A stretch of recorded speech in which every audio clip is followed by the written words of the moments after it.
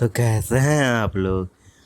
अमर प्रेम की कहानी शुरू होती है पुष्पा से, जो एक साधारण गांव की लड़की है। शादी के बाद उसे उम्मीद होती है कि उसे एक खुशहाल परिवार मिलेगा, लेकिन उसकी किस्मत कुछ और ही लिख चुकी होती है। उसका पति उसे ठुकरा देता है और मायके लौटने पर उसकी अपनी माँ उसे अपनाने से इनकार कर देती है। बेघर और बेसहारा पुष्पा को हालात ऐसे मोड़ पर ले जाते हैं कि जहां मजबूरी में उसे एक कोठे पर रहना पड़ता है।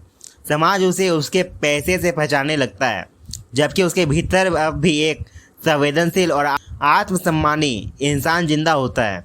उधर आनंद बाबू एक संपन्न परिवार से आते हैं, लेकिन उनके निजी जिंदगी खुशहाल नहीं होती।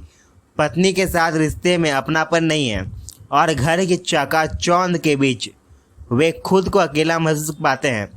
एक दिन संयोग से उसकी मुलाकात पुष्पा से हो जाती है।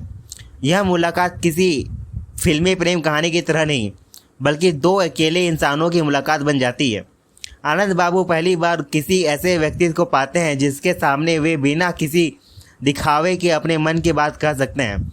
धीरे धीरे दोनों के बीच गहरा विश्वास बनता है। आनंद बाबू अक्सर पुष्पा से मिलने आने लगे। वे उससे कभी उसके अतीत का हिसाब नहीं मांगते और ना ही उसे बदलने की कोशिश करते।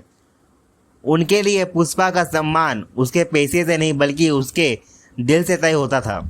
दूसरी ओर पुष्पा भी आनंद बाबू की मौजूदगी में पहली बार यह महसूस करती थी कि दुनिया में अब भी ऐसे लोग हैं जो बिना किसी स्वार्थ के किसी को समझ सकते हैं। इसी दौरान कहानी में नंदू का प्रवेश होता है।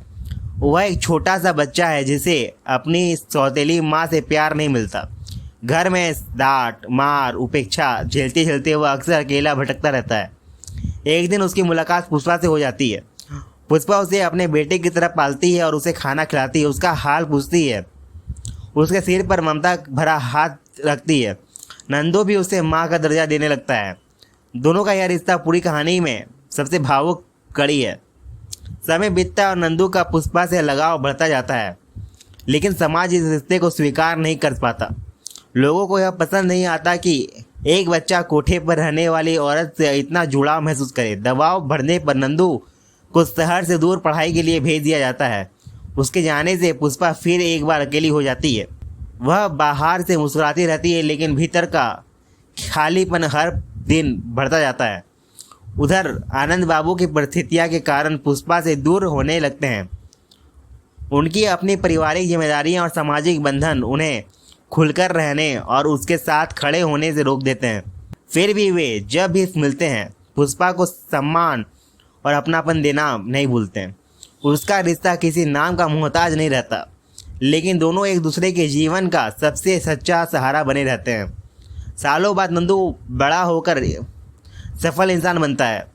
वह अपनी बचपन की यादों को कभी नहीं भूलता। जब उसे फिर से पुष्पा के बारे में पता चलता है तो वह बिना किसी झिझक के उसके पास पहुंच जाता है। समाज की परवाह किए बिना वह सबके सामने पुष्पा को अपनी माँ कहकर स्वीकार करता है। यही पल पुष्पा की ज़िंदगी का सबसे बड़ा सम्मान बन जाता है। जिस औरत को दुनिया हमेशा तिरस्कार करते रहती, उसी को एक बेटे ने सबसे ऊंचा रिश्ता दे दिया। फिल्म का अंत किसी पारंपरिक प्रेम कहानी की तरह नहीं होता। यहाँ जीत किसी प्रेमी की नहीं होती, बल्कि इंसानियत, सम्मान, अपनापन की होती है। अमर प्रेम हमें सिखाती है कि इंसान की पहचान उसके अतीत या पैसे से नहीं बनती, बल्कि उसके व्यवहार, दिल से होती है। यही वजह है कि यह फिल्म आज भी सिर्फ एक क्लासिक नहीं, बल्कि संवेदनशील रिश्तों, निस्वार्थ प्रेम की सबसे यादगार कहानी बन जाती है। दोस्तों, वीडियो पसंद आया तो वीडियो को लाइक करें, चैनल को सब्सक्राइब करें। मिलते हैं अगली वीडियो में। तब तक के लिए अपने परिवारजनों का ख्याल रखें। धन्यवाद।